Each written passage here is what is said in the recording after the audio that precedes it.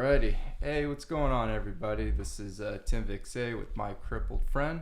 This is episode 18, and we are back in the studio with one of my crippled friends, Jake Wacker.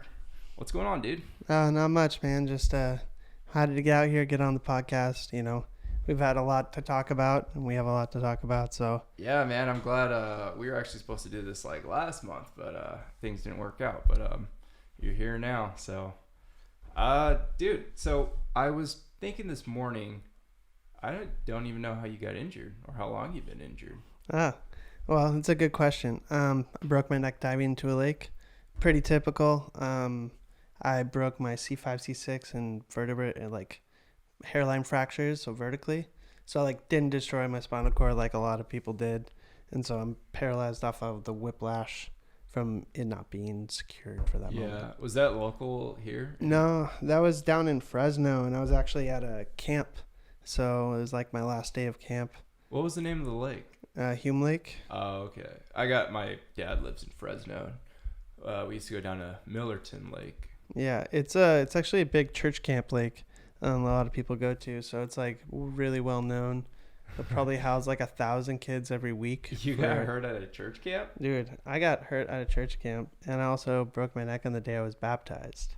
That's a sign, dude. Well, you know, if it's not a sign or whatever, it's like my personal beliefs today actually aren't dictated off of that moment, to be brutally honest. Yeah, no, like totally. it's like if I were to use my own like personal experiences to dictate on what I believed religiously or not, I think that would just be just as easily susceptible of like falling like prey to misinformation. You know what I mean? Because like my own personal like feelings aren't transmittable to you. So for instance, like my personal truths might not be relevant to your personal truths, and what I'm looking for is a universal, Well, truth. that's kind of what's cool about like the human experience is like there's 7 billion people on this earth, and everybody has a different perspective and a different life experience.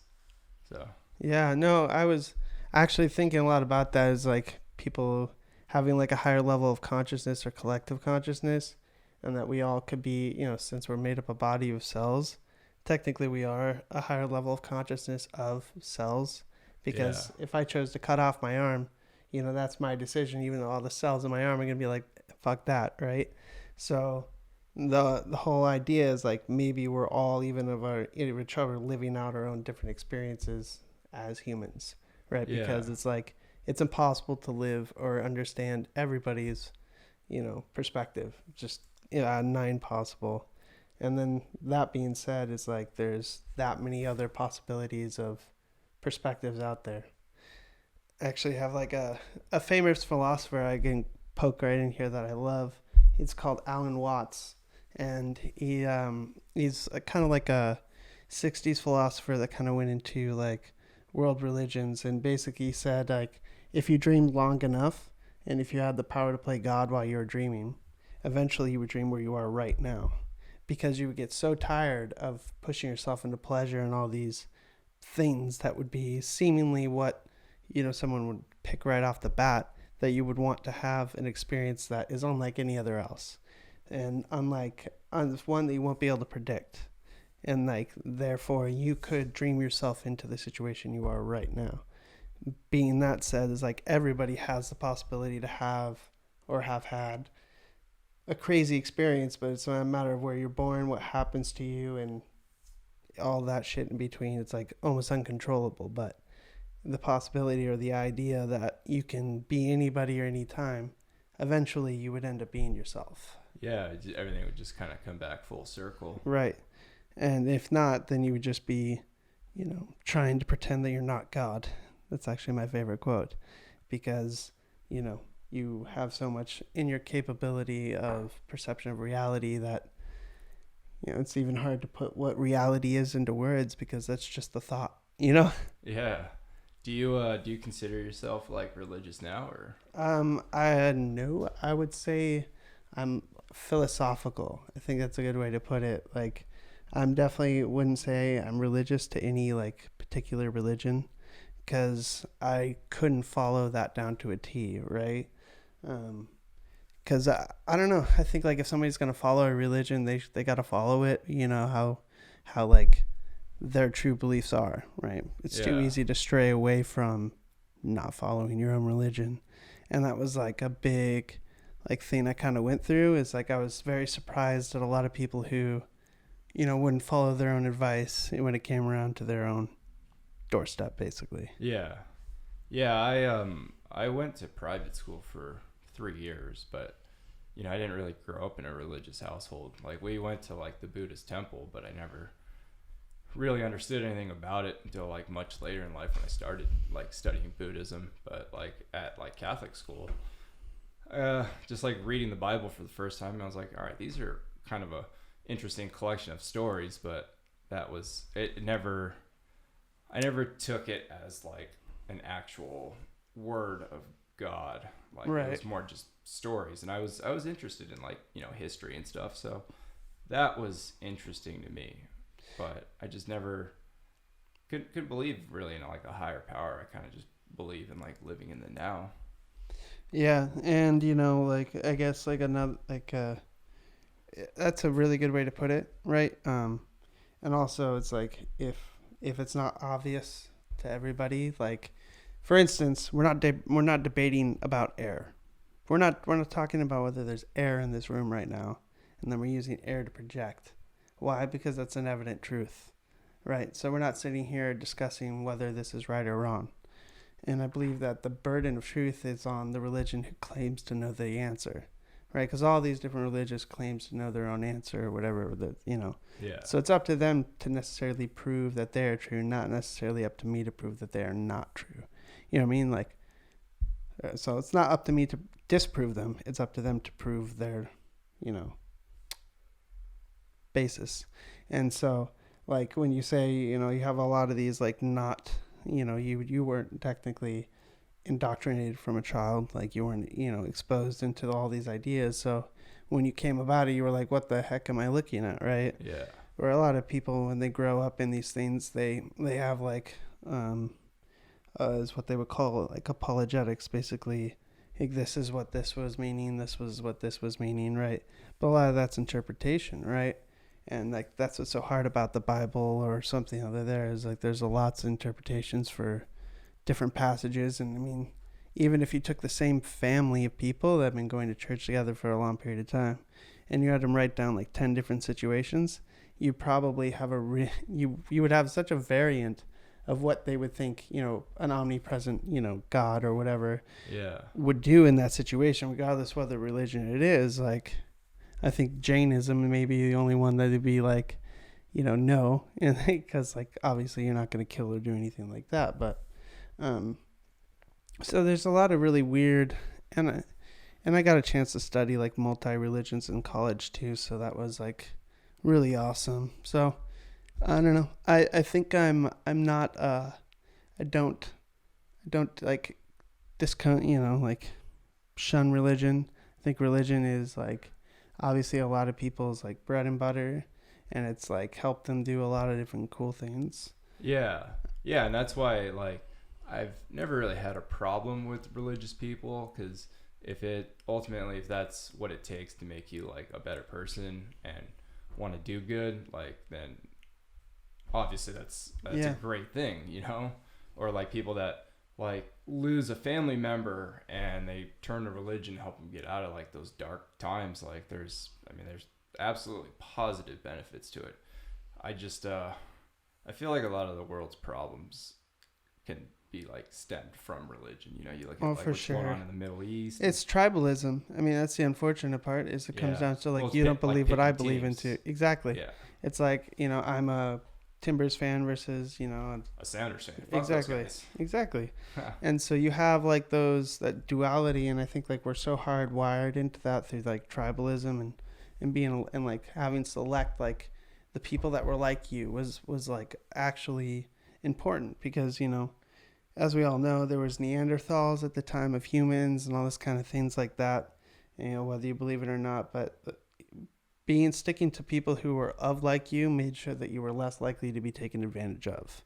Did you follow along with everything that was going on downtown last Saturday? Oh, no, not too much, to With be really honest. the Like, Antifa and the Proud Boys. yeah, I mean, I did have like a really good insight in that because like, pretty well connected to the gay community down there. Yeah. And well, so you live downtown. Yeah, that too. But like, man, everything was getting canceled. Things were getting moved around. Like, people were really afraid. Yeah. You know, like there was like, I got some friends that work in like the private security sector.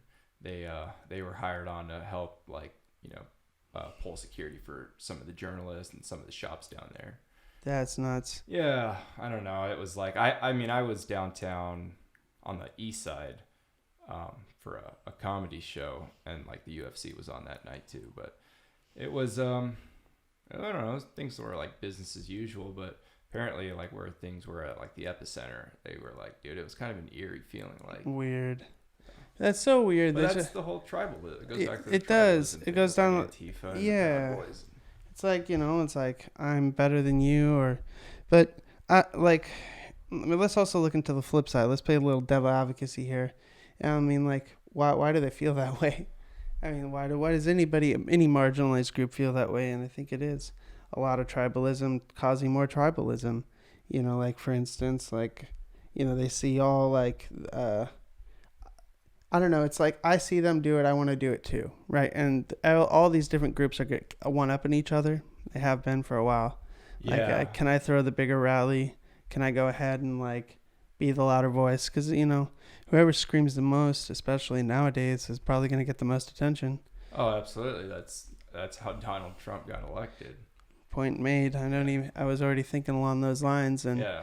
it's like, and so you see like people being rewarded for this type of behavior, whether it be for a positive cause or a negative cause, and like, and so that whole tribalism, why they feel that way is like that they feel that they need to come out and do that is like, you're like, I feel really sad that you feel that way. You know what I mean? Yeah. That you like, I don't know. I think all hate any direction is bad. I think like showing like, support is obviously good. So like going there and doing like a peaceful counter protest is good, but don't be a part of the violent protest. Yeah. You know what I mean? I think that's the big problem is there's just some groups of people that like just want to get it on. Yeah. And they have already kind of labeled, the other group as like the enemy. And it's like, from like Antifa's point of view, it's like they're, anti-fascist. They're against neo-Nazis and white supremacy, and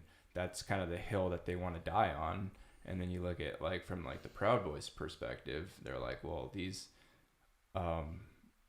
so-called anti-fascists are out there targeting civilians and like in a sense like are creating kind of their own form of like fascism. Yep. And then that's the hill that they want to die on, and it's like, well, then you culminate like the tale of two cities stuck on two different hills, right? yeah. And then you got your tribalism started all over again because you keep one up in each other. Yeah. And like that's just how I feel, and it's honestly I don't really have a solution for it. Dude, I don't think there is. No. I think it's just a matter of like time where people don't grow up indoctrinated into an idea to where they can't accept an opposing opinion. Yeah. Like that's when it becomes dangerous, when you can't sit down and listen to an argument that is counter yours, and yeah, sure, we all going to get frustrated, right? Like that's going to happen. It's when you automatically like label someone. Yeah. Like, I mean, I'm pretty like, I consider myself maybe just slightly left to center. I mean, I believe in a lot of like liberal ideas and progressive ideas, like gay marriage. Who gives a fuck? Let them get married. Abortion, like I really don't give a fuck about that. But, then I lean right on some things such as like the Second Amendment. Like I believe we should have guns. Like we do have the right to bear arms, but I also believe in a form of like, let's have some common sense, like gun control laws. Yeah. Why is it that you can buy an AR-15 at 18 years old, but you can't even rent a car? That's a good point. Yeah, you gotta be 21 to rent a car. Or 23. No, you gotta be like 24. It's 23 or 24. Yeah. I think it's 23. Yeah. No, and like I had to do some weird stuff because I had like a caretaker helping me drop off a car, and they were like, it's like basically it's like you can't rent it, but you can drive it, but you can't like, I don't know. Yeah, you're making a point, and also you can't drink, but you can buy an AR-15. You can't like do this and that. So it's like you do have like a lot of people who I don't know. There's like weird gray areas in the law that just don't make any sense, such as like weed to alcohol ratio, right? Like I don't know how many people I've had friends that have overdosed on alcohol, like my uncle, my grandpa. A couple people right after talking to me, like really intimate shit, but like that's never happened with herb. But yet again, when I go through like, volunteering for things, I'm like, yeah, I had taken that, but there isn't a question of do you excessively drink alcohol? Like how many beers a week do you have? Yeah. It's not like that doctor note where you're like, got to actually write it down. It's like, okay. It's like we have these weird taboos where we're willing to accept something, like a form of what's been around, and then if something comes like that's just minorly or the same, it's like we're going to treat it like it's more dangerous. That's the crazy thing. So I don't know, like I wish that there was like some sort of way to make things more gray, but it's really, really difficult, and shit moves really slow. You don't really realize that until you're older. It's like, this is why things take for freaking ever. Do you think like it's just that there's too many people? Yeah, of course. There's a lot of people, a lot of opinions. I mean, I think like when I was trying to describe like United States to other people from other countries, they're like, oh, it's like you all think the same. It's like, honestly, it's like we're so spread apart that we could be so many different countries. We're in Europe. If you laid America over Europe, how many different countries would we be, right? With that many different agendas, right? Or that many stages. And so, I don't know. I think we have a good idea as what America is. Obviously, there's lots of flaws as far as, we have so many different competing opinions. I think it's really, really it. And like sometimes they can be really detrimental to the opposite side when not acknowledged, right? So like, let's just say if left won all the time and they ignored civil, like gun control things like that, while everybody gets crazy about their guns, they start buying guns. Yeah. It's like you push them to the extreme. Or if you, like, I don't know. There's so many with weird things. I don't know. I feel like the far left is really closer to the far right than they'd like to admit. That too, because they all want freedom. They just want it for a different reason. Well, it's I don't know. I think the problem can be kind of like twofold, where there's definitely just way too many people and way too many different opinions. But then on the other side, we also have like we're kind of in this new age of like social media where everybody can voice their opinion and be heard and interact more than ever before. I mean, and we don't know how to handle it. Like as like humans, we're completely blown away by this concept of like, hey, this dude in rural Georgia can write anything on Twitter, and I can go on there and see what his opinions are. And it's just I think until we figure out how like the impact like social media is actually gonna have, because that's I think what makes it hard is like getting alone time. I think that's probably what social media has probably had the biggest effect on the people, is because you're always like somewhat socially pressured to respond to things in a timely manner, right? Whereas before you wouldn't have been as accessible. So like, sure, it's helped you and me be able to find somebody who we need help or something, right? We can reach out quicker. But at the same time, it's like if you see something on your phone, like everybody else knows that you have your phone everywhere with you. They also know if they text you at some point, if you didn't text them back during that day, you just chose not to. And it's like they hold that to you. It's like, damn. Right. You know what I mean? It's like, I need a fucking day some days. Some days, like, you don't know my schedule, right? Like, there's like a lot of times where, I mean, since like, I think it's been 3 years, I've only had my phone on silent. So it only vibrates. Like, cause I'm like, I need to choose to elect when I'm going to pay attention to my phone. Yeah. And sometimes that's more than I want to. I'm like, fuck, why am I just opening up my phone to open my phone? They've done studies of like how our minds react to like certain ringtones and like notification sounds, and like, you know, like the Facebook ding, and you know, the default like iPhone like ringtone, like it triggers like an endorphin dopamine receptors in your brain. You're just like, I swear it does the opposite to me. for you, Oh, yeah. I get like PTSD, bro. I'm Yeah. like, fuck, somebody's blowing me up, because it's like. But isn't that insane to think that like those noises, like they're just noises, but they, you know, they're associated with a certain feeling of, you know, getting a text message or getting a like or a heart on you know, Facebook or Instagram. Right. It's like, yeah, exactly. I mean, I know I'm like rather active on that kind of stuff, but I'm very selective of what I put out there, you know? Yeah. So like, I'm never like complaining that I woke up and shit my pants. You know what I mean? I try not to engage that much anymore. I'll share like interesting stuff. Yeah. But I rarely post like statuses. I don't know, but it makes you really think, like when you do see the statuses of some other people, it's like they're so quick to not even think about what they're doing that they put it out there, right? Yeah. And you're just like, and where like, and then I don't know, it's not that they haven't been through shit. It's like, dude, come on, man. It's like, you know, just stop Dude, complaining publicly. I see that all the time on. There's a spinal cord injury group that's like, it's national, but it's like the amount of just complaining and bitching. I mean, by all means, love, that's the perfect word for it. It's just a lot of bitching about just stupid shit. It's like, we're all dealing with the same stuff, you know, and like, I think for what it is that like some of those people, I will say, like, just don't have any other outlet. Like, they have no goddamn reference of what it's like to be disabled. Like, you know, I'm 12 years out myself. I think we never covered that, but I'm 12 years out. I'm sure you're a grip out, right? I'm at 11. Yeah, so 11 years out. So you get to that point of where, like, especially with me playing, like, rugby, I'm starting to notice that, like, you end up with other people, you see different situations. Like, it puts it in perspective a lot better than if you're, say, out in the middle of the rural nowhere, right? Yeah. And you're like, I haven't seen or hung out with other quadriplegics for a while, you know?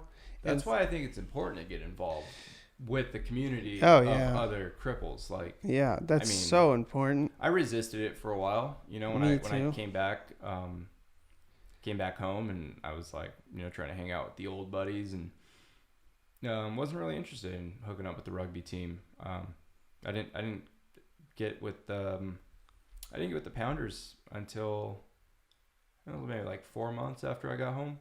And it was just because they were hosting a tournament. I, you know, roll out to their tournament in my power chair.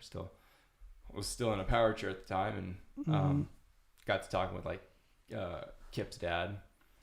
Gordy. And, you know, found out, you know, Kip had less function than me, and was getting around pretty fine with his power assist. And I think that was the last time I was ever in my power chair. You know, went home and said, all right, I got to fucking do something about this. Did you have a manual chair at that time? I did. I had a power assist, but I never got into it. And my excuse was always, dealing with the blood pressure and having to tilt back. Oh, I'm not going to lie. Like, within the first year or so, that's a real fucking deal. Yeah. That's so painful. Yeah. It is so, like, I was dealing with that this morning. Yeah. Like, just like the blood pooling in my stomach. I was like, this hurts.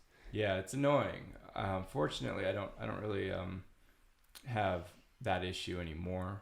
Every now and then, like if I haven't eaten, you know, if my blood sugar is running low.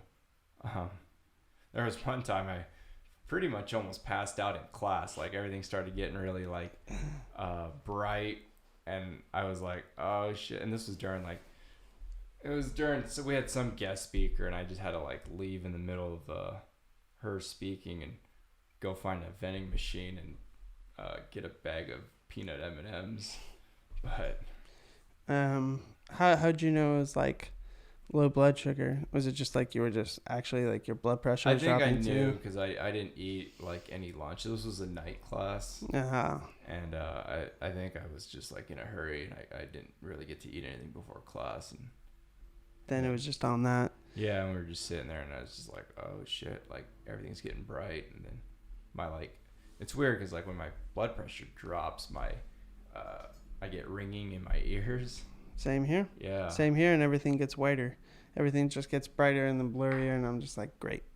You're like, oh shit, I'm going out. Yeah, it's not. I don't think it drops like other people have those blood pressure things. I think it's because like we've dealt with it so much. I don't know. Like other people, it's just like, and they're out. Right? You can almost see it, but it's like slow blood pool down to the feet, and you're just like, fuck. What took you so long to get with the Pounders rugby team?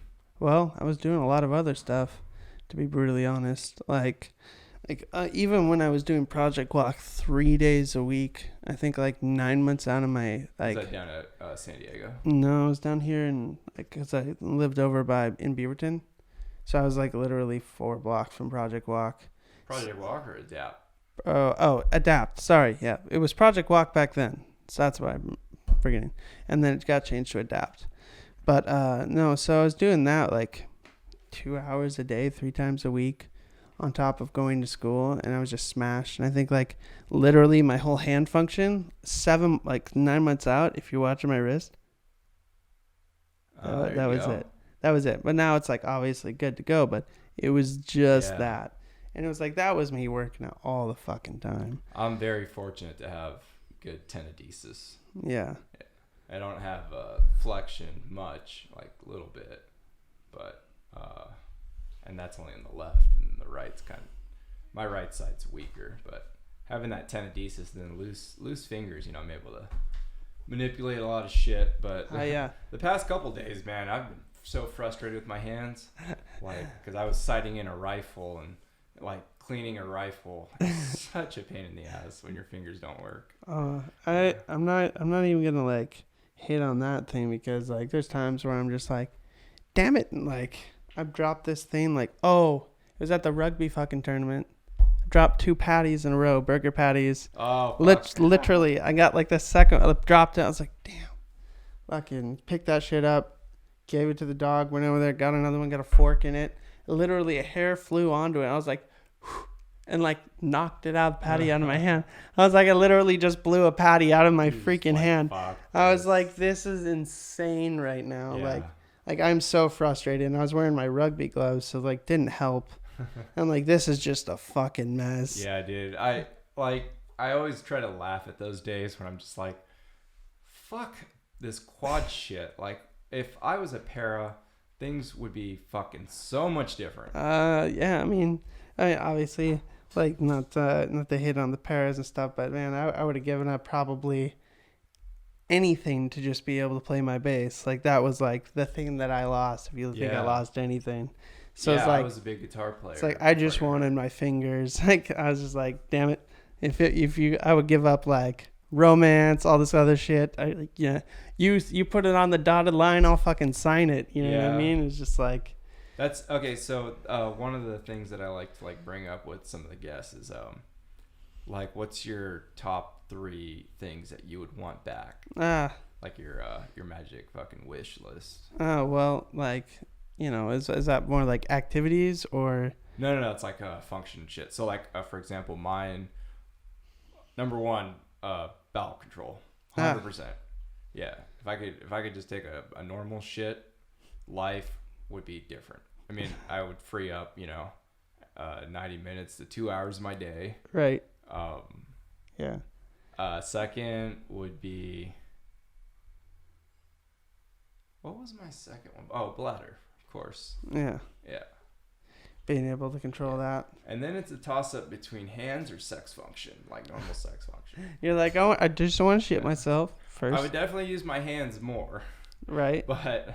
No. The few times that, No, I understand what you're saying. Like, I've been in this situation a little bit recently, and I'm not going to lie. It's like, well, if I had to do it, I want my fingers so I can play bass, number 1. I would give up everything for that. Like, almost. More than tricep? Like more than tricep. I trade my fingers. That way I could play my bass. Then, shit. I know it sounds maybe weird, but just like... Wait, so you would take hands before bowel and bladder? Yeah. Yeah, okay. I would shit my pants for the rest of my life if I could use my hands. Well, it definitely would be like a lot easier doing like bow program and all that too. Probably, you know right? But I'm not including in that. I'm just literally saying for musical purposes. But maybe hands. So if I had to do it, let's be fair. One hand. So we got two, because it can't be no. It's no, because hands. bowel and bladder are so close together that you almost say that's the same. Just having normal No, because then you'd be able to group in sex function. That'd be like a whole trifecta. Well, just sitting on the pot, right? Like it's the same thing. I mean, unless you're getting a blumpkin, I'm not sure, but I don't think that counts. Because it's like a totally different function for what you're like mentally thinking. Yeah, for sure. But I get you. Maybe that. So my hands, then try fuck. What would be awesome? Damn. That's a good one. Okay, definitely my hands. I can't think of much more that I've really wished for. I don't know a single person that has ever said legs, like the ability to walk. I would have not. I think, I was gonna say something along the lines the ability to help. I think the ability to help. Yeah, the ability to help. But you got hands. Yeah, well, I can do a lot more for that. You can play bass, man. Right. Exactly. So I don't know. I think that's the other thing that really bugs me. Okay, maybe normal bladder, so I wouldn't have to worry about I could just get in the water. Yeah. Yeah, because I love being in the water. So I think that would be nice. I wouldn't have to have a super pubic. And I'm actually leaving in a couple days to go scuba diving. Yes, that is something I really would like to do. Yeah, man. We'll try to make that happen. I used to be a sponsored surfer out in Hawaii-ish. Yeah. So for a while, so I was definitely been surfing a lot. Surfing's cool. It's a lot different. From a chair, I guess. Oh, duh. I mean, it's still cool. It's you're on a giant bodyboard. You got to be with the right person, though. I think that's the biggest thing. If you catch the right surfer, you can get out there in 20 minutes, hit 8 waves, and you're just that was nuts. Right. You know what I mean? And I'm not afraid of falling over into the water either, and all that kind of stuff. So. It's drowning. A lot of people are oh, but you drown. It's yeah, so I know what it's like. It's not that bad, man. Yeah. Did you actually, when you got injured, did you drown? Yeah, I actually held my breath from 3 to 4 minutes.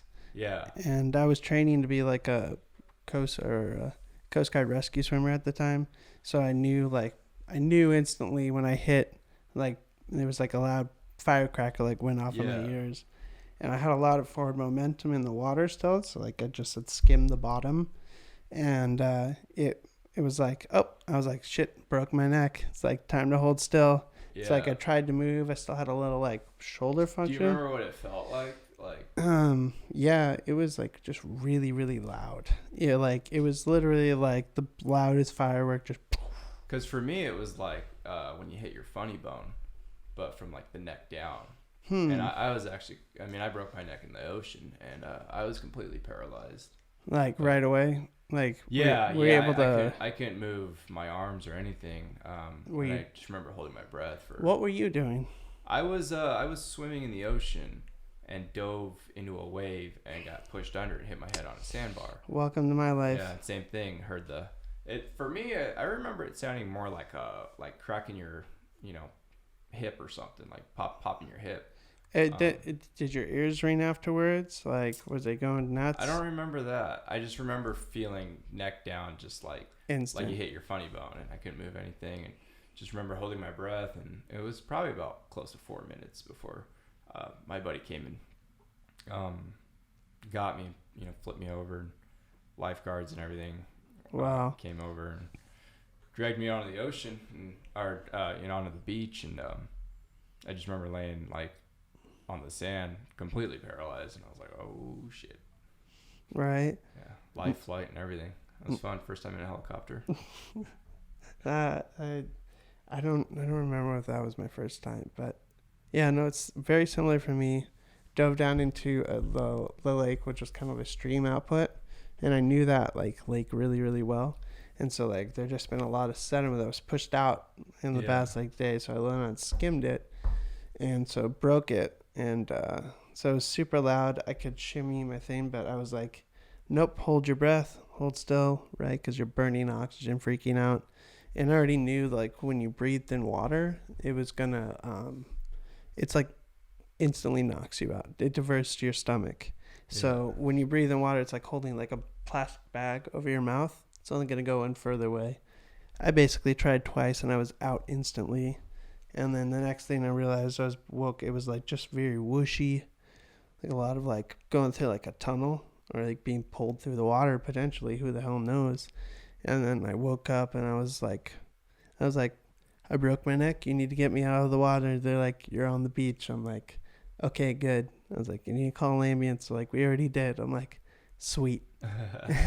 Like that was my like first things out of my mouth when I popped out through there, and I was just. That's fortunate, man. I don't know who saved me. I had a buddy in high school, a friend from mine in high school actually dove into a pool and broke his neck. Dude, what's crazy is he did it on the same day that I did, just 2 years later, and broke the exact same vertebrae, C4, 5, and 6, but he got knocked out and drowned and ended up dying. So that's crazy that you were that close. Yeah, they said it was around like 7 or 8 minutes I was under there. That's insane. Yeah. So like they thought I had brain damage and all this kind of fun stuff. But that was like just the tip of my iceberg. It was then I ended up doing the whole life flight thing because I was like it took me like 4 hours to get to a hospital. Really? Because I was so high up in the mountains they couldn't land. And I was also in a different state. So I get through all the MRIs, all the things, like 5 hours later. I remember looking at the doc. I was like, can I go to sleep now? He's like, yeah. I was just like, out. I was out for like a day and a half. I woke up. My parents were there. I was like, whoa. Were you just at like a ICU in Fresno or something? Yeah, it was the Fresno ICU. Craziest hospital you're ever going to ever go to. I swear they got shut down like 4 times from gang violence while I was there. Yeah, dude. Fresno. In the hospital. Fresno gets pretty gangster, dude. Yeah. Like, the only wedding that I've ever been to that got shot up was in Fresno. Well, let's hope that's the only wedding you're ever going to be to that gets shot up. Well, dude, this is fucking America, so who the hell knows? But, I agree, but definitely Fresno is like it's breed of its own. You don't want to be there. I've survived 2 shootings in Fresno. I was at a wedding that got shot up, and then, dude, the crazy part, it's a Laotian wedding, right? And I don't know what the fucking story is. I don't remember whose wedding it was, but yeah, like it ended up getting shot. I don't even know if a guy got shot. He might have, and they took him out back. But like, the father of the bride like came on the microphone and was like, "Hey, we dealt with the situation. Like, everything's good. Like, let's we're gonna have a good time." And I was like, "Can we get the fuck out of here? Yeah, can we go now?" And the second time was at a pool, like a billiards room, like a pool room. Yeah, it was just like, we were just shooting pool somewhere in the back, and I don't know, something happened. Fucking someone brought out a gun. Yeah, it was great. And this was this was before like mass shootings and everything was cool. Like, so it was kind of a big deal. Now I feel, I don't know. I mean, I when I was in Israel, there was a legit terrorist attack on a police checkpoint while we were in Jerusalem. And that was crazy, but like I didn't really think too much of it, and now it's like it's always kind of like, it's weird because it's like it's always in the back of my mind, where I'm like, if I'm in a movie theater, I'm like, all right, if someone comes in right now through these doors, like, what's my plan of action? What's your plan? Yeah, mine is just to lay low until I can run over him with my power chair. Yeah, like 600 pounds is not going to be easy to stop. Yeah, I mean, I've thought about like getting my concealed and everything, but it's like, in all reality, I don't know. Unless the guy was a complete retard. Yeah, he would be able to just disarm me. And very easily. Either kill me with my own gun or rob me with my own gun. Yeah, I mean, like living downtown is like definitely close to that. Like I've witnessed a shooting, 2 stabbings, like multiple overdoses. Been threatened to be stabbed myself by the same guy who got stabbed. I was gonna say, like, do you ever find yourself like in a threatening situation? Yeah, for sure. Yeah, no, like that guy, like, he had just got stabbed. He got evicted because he was and making like crack or something in his apartment. And yeah, he came back. He was threatening to stab me, and I had to go in and out because I was unloading shit out of my van. Yeah. And I was just like, "Fuck you, motherfucker! Let's see you catch me with your fucking stomach slit open." Oh man, I went all fucking crazy mode on him, and it's just like he's just yapping. The next day, I had like a sheriff had posted like a trespassing thing, a copy of a trespassing warrant on him. So if he came back to the property, yeah, like he could be instantly arrested. I was like, oh, everybody heard him yelling at me. It's I feel like it must have been pretty obvious. I haven't been in that situation too many times just because I don't really go downtown a whole lot, but I'm usually able to like kind of talk my way out of things. Yeah, no, you definitely can. I think like I usually say what up before if I'm going through somewhere I know I'm gonna be passing through on the way back. Yeah, I do a lot of the homeless people do know me and I know them, and like that's beneficial. So like if I'm at the end of a joint, I'll just kick it to somebody because they're like not pitching their tent on the sidewalk right so I can actually get by. Yeah, that's cool. It's like, but it's like it's blown my mind because I used to live down there when I was 18. So that's where I moved out to. And now living down there, being 28, 10 years later, it's like, oh my God, people sleep on the sidewalks in a tent. It's like, you can't even do that in the fucking national forest, dude. How much longer do you want to be downtown, do you think? That's the hardest question in the world. It's a matter of like, I don't know. I have no way to get out of a low income situation. Yeah. I think like the tough, shittiest thing is like when you become disabled is like you're fucking indentured into your disability. Yeah, man. It's no, like it, and like I wish I could say I could relate, but you know, like I got injured while I was in the Marines.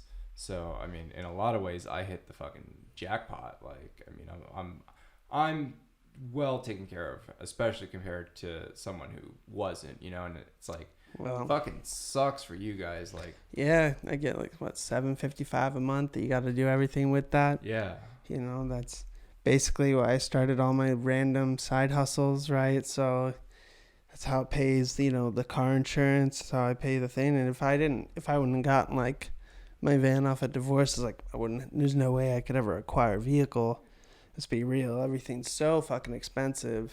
Yeah, I hate that it's like that. And it's like, you know, when I owned 2 vans before the trucks that I have, but the first van, man, I sold it to a lady for what the van was worth without the modifications. So just below the Kelly Blue Book price. I just wanted enough to cover my a new van. Right. And it still ended up taking a loss, but I was like, you know, this lady needs this van. There's no way she's ever gonna be able to afford one. It's so true. So I mean, anything that I get from the VA, you know, I get upgrades like for rugby chairs and shit every couple so years, but I'm always donating my shit. Yeah, and that's the crazy thing. It's like I don't know. You can look at it like the state has basically pushed me into early retirement, right? Because I see like how much my insurance and all that kind of shit is monetarily worth every month. Like let's say at least $10,000 a month. Yeah. That's what my insurance is worth. I think you got to think pills, you got to think personal caregivers, you have to think like emergency room visits if all that stuff pops up, and like also it just adds up, you know, like. All my supplies have got to come through there because there's no way I can afford that. So I got prescriptions for everything. You know, well, there's a whole like black market for medical supplies. Yeah, I mean, you can get on the underground and get like, you know, catheters for cheap. And yeah, there's a few places, but the shitty thing is it's like just fucking insane that exists. Like I don't think it should. Well, like, and that's, you know, I really support like healthcare for all because. I mean, dude, you're not going to be able to, it sucks being a gimp and trying to live off of Social Security. Dude, it's so hard. I mean, like, I get asked for money all the time downtown. I instantly look at a fool and I'm like, I'm on welfare. I'm one step away from being where you are. If I'm where you are, I'm dead. Yeah. That's what I say to him every fucking time. And I said, don't ask a cripple for money. There's guys, it's bad luck. I mean, there's guys that are living on the street paralyzed. I know. I've met a couple of them, and I saw like met one of them in the hospital right after he was disabled, and then literally a couple months later, I saw him on the damn streets, with a clot in his leg.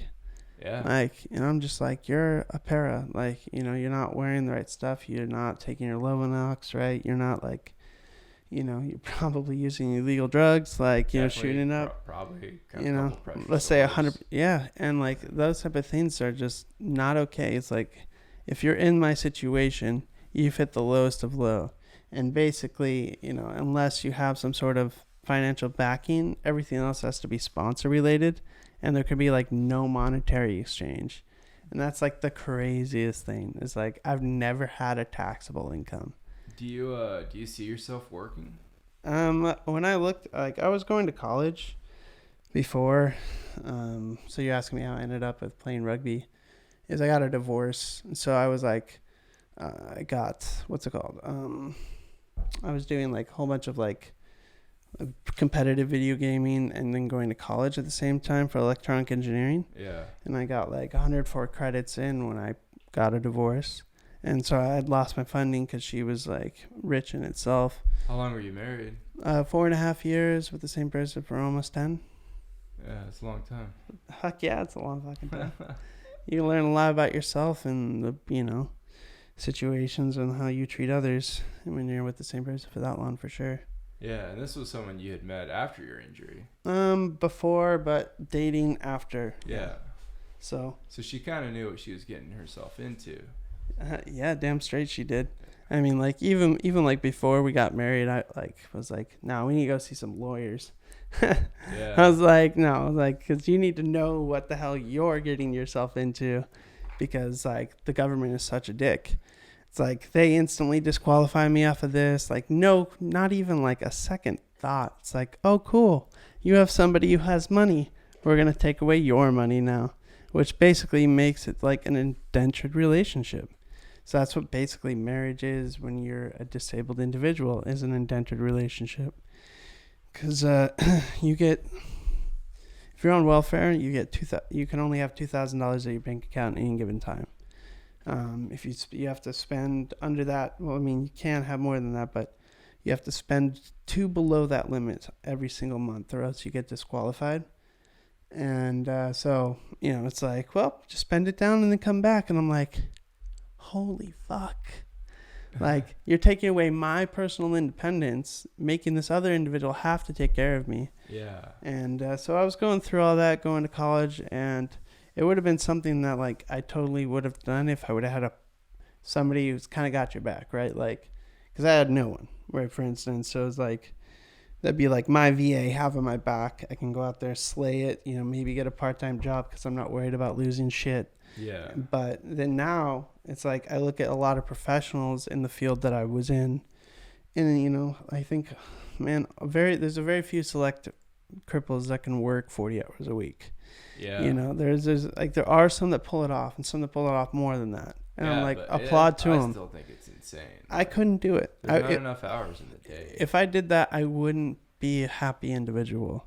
No, I would feel like I'm rushed all the time. I would feel like my job is my life.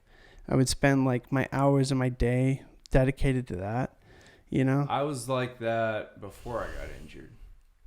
Like, I knew I wasn't going to work a traditional 40-hour. Yeah. Because part of the reason why I joined the Marines, because, I mean, just believe it or not, I liked those working hours more. Yeah. Especially if I was like, getting to get outside. And, right. Like, wasn't just stuck in a fucking office all day. If you actually get a chance to do it, right? So. Yeah.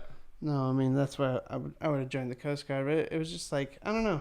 There's a lot of like really inspirational people to me that got locked on like, 30 hours a week now, but they had some sort of insurance or taxable income before they broke their neck. So they're able to kind of continue that process, right? Yeah. For me, I was a teenager, and I was a junior going into my high school year. So it's like, I was like, well, fuck.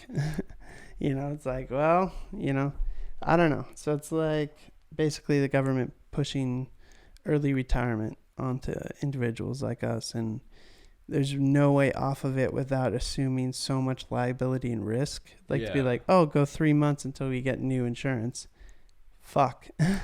Yeah. 3 months? You talk like I told you, it's like almost $10,000 a month, right? That's $30,000. That's more than I'm going to make in a year after taxes, you know? So it's like, damn, like to get into these things are not easy. To get into these steps are not easy. And that's because there is no all around affordable healthcare. If there was, I wouldn't have to worry about losing my healthcare, and damn straight I'd have a job right now or some sort of side hustle. That's was like a legitimate. A lot of guys have like little side gigs that they like to do. It's just so hard though. Yeah. I mean, like you're playing with fire when it comes to the IRS or, you know, Social Security or DHS. I mean, a lot of people just want you to live your life. So like, if you're doing something, you know, making little trinkets and selling it, they're not gonna be mad at you. But if you wanted to open up a shop and sell like trinkets on a mass scale, because you can, it's like, well, fucking assume all your liability and risks then. And that's the sliding scale that basically keeps people like me who are willing to go out and do something, but don't have the opportunity to, or don't have the financial means to. Yeah. Like I could hardly, you know, afford to buy new tires for my car, let alone pay for my insurance all year round for 3 months, right? Or whatever the hell it ends up being. So I don't know. It's a shitty sliding scale, and I wish it wasn't that way, but it's just kind of like dictates of everything. I mean, even dictates what chair I'm using right now, right? Yeah. Like power chair is the only thing that, you know, I would rather have them keep up because I go like 4 or 5 miles a day in terrain that isn't very pushable. Oh yeah, with tracks and shit. Fucking sucks. I saw a paraplegic eat shit over a track yesterday. Yeah, a couple days tracks ago. And curb cuts and.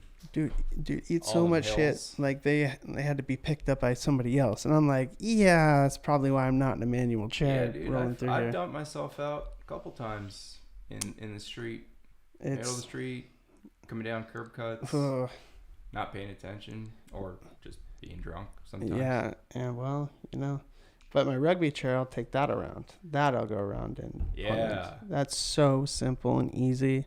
Hard, you can't flip over in that thing. You just can't do it. Yeah, there's a couple of hills that could be kind of sketch going down. I've hit a few of them. Yeah. But I do like going down. I don't know if you ever get down to like the waterfront park. That's a fun one to push. Yeah, the whole push. Yeah. So that's a fun one to push when you got just headphones on and nobody fucks with you.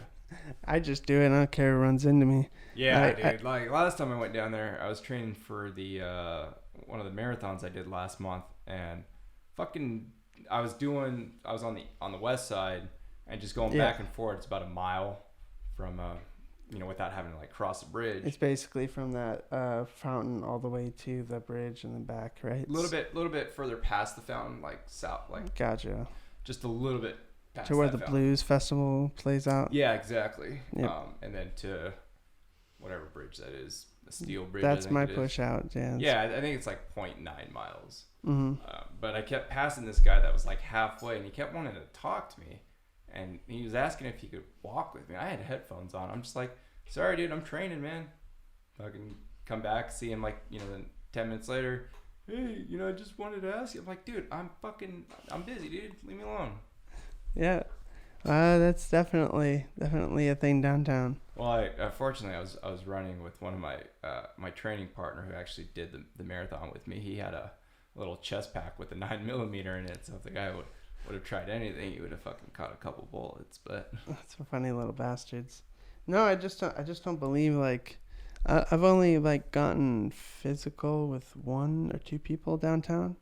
One of them, I was in my rugby chair and I was coming home from like my birthday night this year, and he was like honking at me to like get out of the road, and I was like, bitch, I'm pushing across the road and I know I'm not going slow.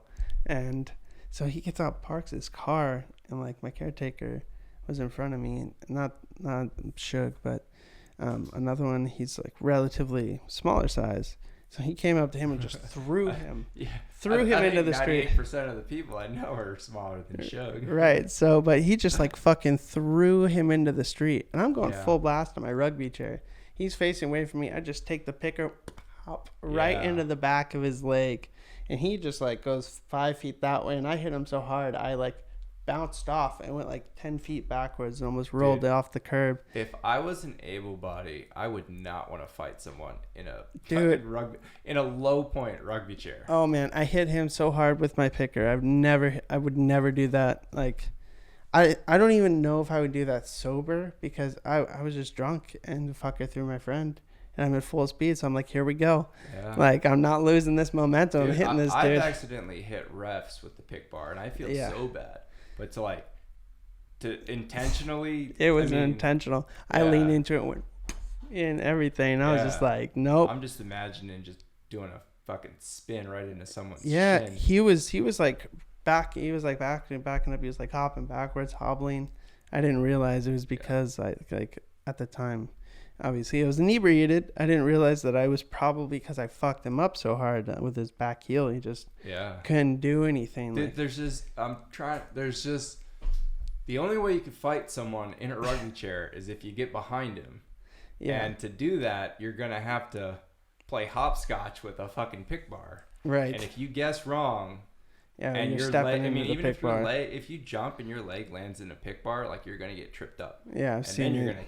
You imagine fucking spinning into someone and hitting someone in the head with a pick bar? No, that would hurt. You'd probably fucking kill him. Yeah, well, honestly, yeah. No, if I ran into somebody with my pick bar, it's like hitting them with a sledgehammer of my body weight. Pointed. Yeah, so a pointed sledgehammer. Exactly. I don't know. Your body weight plus 35 pounds. Yes, exactly. So like that's I don't know. Hopefully I'll never have to hit somebody with my rugby chair again, but I done it. Yeah. And then I was a little bit of a drunken mess and vandalized his car with my spit. So, but it's all good. It'll wash off. Yeah, it'll wash off. That's what car washes are for. Were you doing burlesque on your birthday? Yeah, I was doing like different like performance and stuff. But yeah, did like a fundraiser. Now, like, explain to the listeners like exactly what it is you do. But it's such a tough question. I know. So, I guess you could just start like how let's just go to this. How did you get involved with it? How I got involved with it is like, though, like, I had a lot of friends that were like into drag and doing stuff like that. Yeah. And I just saw like a lot of like variety shows where they would have drag performers and then like circus acts on top of it too. And so you would see all these different types of performers within these drag shows, and I was like, fuck it, I can do better than that. Like, and it was more like a moment when I was watching somebody walk around just fucking collecting tips. I'm like, I'm broke as fucking a joke. I'm going for this. I don't give a shit. Like, yeah, I've been here enough. I've seen these people. I understand what's going to go down. So I just basically created my own style of, performance, I think. And so like, I will be in these shows. I'm like a storyteller with my music. And depending on like what audience it is, I'll tell a different story. That's a good way to put it. So like burlesque, is a little bit, it's definitely its own style where, you're worrying about like a lot of pointed, taking off your clothes. Think of jazz music, right? It's very. I've only ever been to one burlesque show that my friend was in. But I'm going to one next month in Denver. Denver? The Suicide Girl Burlesque. Oh, I've heard of that. Yeah, they're coming to Portland, I think, later in September. But I wanted to get out to Denver for the summer. All right. So. Well, I'll have to get you out to one of my mentors' burlesque shows. They just had the most famous, like, most decorated burlesque dancer in the world and their show. Oh, yeah? It's called Boyerism. Throwing it out there. Looking forward in October. It's a multicast of having males and females, local dancers and performers that they bring in, and everything from fire to LEDs to acrobats. This is going to be at the Bossa Nova Ballroom, and if you come, make sure to bring a manual chair because they'll haul you up there. Yeah, I've done it every time. I flex your rights, guys. Like, please make these venues realize that we're not just like an anomaly, like that there's actually a lot of us, Yeah. Well, there's sometimes where there's like a band that I want to see, but they're playing at a venue where I'm like, I don't want to fucking go there because it's going to be such a pain in the ass. Well, that's when you have to go there because only you would do it. Yeah. See what I mean? it's like you get there and then the band's like, oh fuck, this is not a venue that's wheelchair accessible. And I know that from personal experience. So not to get like too far off topic, but what are some of your favorite venues in Portland that are wheelchair friendly? Well, we have we have CC's, so that's it's a gay bar, but it's very flat open. Just for reference purposes, I have like the widest rugby chair that you're ever gonna fucking see. Oh yeah. I can fit through every door there. Oh right. Yeah, there's not a place I can't access there. So that's like a very good performance place, and they're very like neutral from when it comes to like whatever the event they're holding. Then secondly, there's like Local Lounge on the east side, and they are very like conscious of wheelchair users all the time. Yeah. Then there's Henry's Tavern, which is up. I've been to Henry's. Henry's is great. Like they just had me go there and perform, and they fucking treated me well. Let me put it that way. They gave me a $75 gift card, nice. And then they gave me $30 on the house for that night to buy food and other stuff like that. Plus, I got to actually keep my tips, and they threw on a free show. So it's like, I don't know. There's I think it's really about flexing your rights. If you want to go somewhere, you just have to do it. But, obviously, like, it being like a main power chair user, can't expect people to lift power chairs. Can't do that. So, like, if I'm going somewhere, I'll just take my rugby chair and mob there. No big deal. Get my push on. And I just feel so comfortable in that thing. It's pretty amazing. Yeah. I mean, like, the places that I can go in a rugby chair are awesome. And like, pushing up hills and going downhill. Like, so much fun. The center of gravity is just so much more comfortable. Yeah. But yeah, so as far as like what I do is I just do everything, like any sort of like performance arts, basically dance related in that manner. So yeah, and you got a couple different costumes. Quite a bit of costumes, man. Yeah. Like I just did one of the reasons why we were going to do this initially was Crippled up in Seattle. Yeah, what do they call that? Like the crypt? It's Crippled. So like, yeah. So it's like, so the whole point of it was just like chronically disabled people, and it was like try to allow more wheelchair users because it was like a very wheelchair accessible venue. Yeah. It was so weird. It was like a vegan coffee shop connected to a bookstore with a whole backstage that we like played at. And it was just like, I was like, this is the weirdest venue, but the coolest venue I've ever been at. And we sold over capacity by like 25 people. It was insane.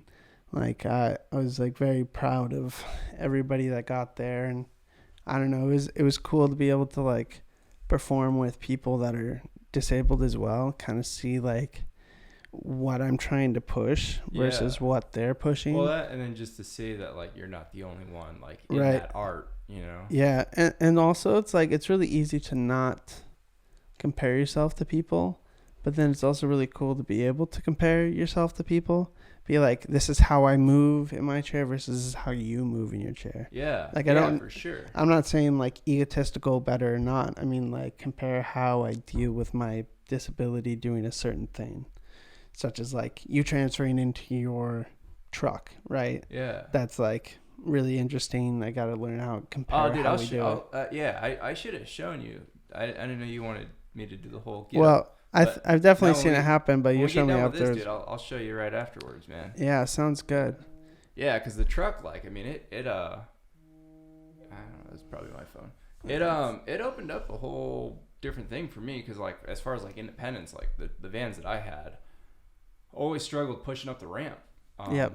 So like we got a Fred Meyer's in town, and there was one spot where I could park, or there's two spots where I could park, where I dropped the ramp on a curb, and that's what I would always look for. But I knew, like, if I was gonna go somewhere, that I would need help, getting back into my van, and I always fucking hated that. Whereas the truck, like, it sucks because it's a slow process to get in, but if it's raining, it sucks. You're gonna be able to find an easier spot. I know I'm always gonna be able to get in my truck. Yeah. Well, you might get soaked if it's pissing down rain. But. Yeah, well, that's what happens when you got a chair and you're going into a van anyways. Take that rain with you. So Yeah. I don't know. Yeah, sure, it sucks, but it also, like, you're probably going to be wet if you stayed in your other chair. I don't know. And that's like, it's like a really weird thing. It's like this fine line of being like, well, do I, do I make myself like, like, let's just say, if I had to get the equipment to get to where you are, or at least sustainable, it would be fucking hard as shit, right? And it's like making these little minor attempts of where you're like, well, if I wanted to drive my own van or drive, like, probably my best bet would be in a power chair with an easy lock.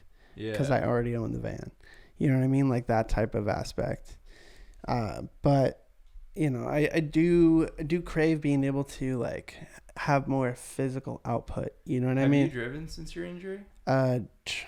Yes, once or twice, but no, not really.